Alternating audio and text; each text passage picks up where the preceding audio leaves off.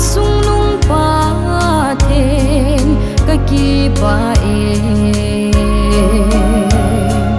kil pha sim zo lo nei bol pe sing zin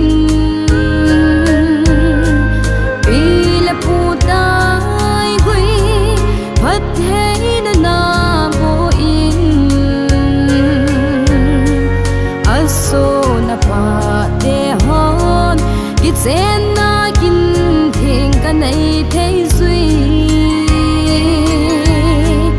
na min lau pi ka hin thang va ve pa ka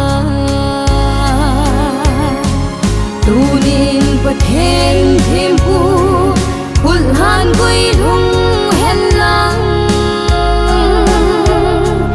pa then in dam kum khu hon son sa hen ban chung a kon phat thei na tin cheng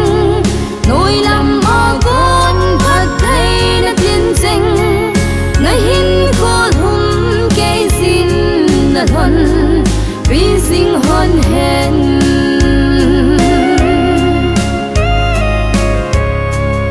o chung mang pa then ka hung tao ve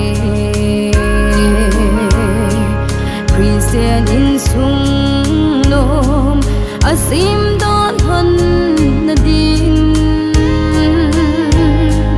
sun le san in ha gao vin pi sing in na phat thei na bo kim zunga ko nin hin bo in tu nin sa le nau in san lang a phat in pin tu nin pa then thêm pu hul han gui lung hen lang pa then in dam kum khu hon son sa hen ban chung a kon phat thei na tin cheng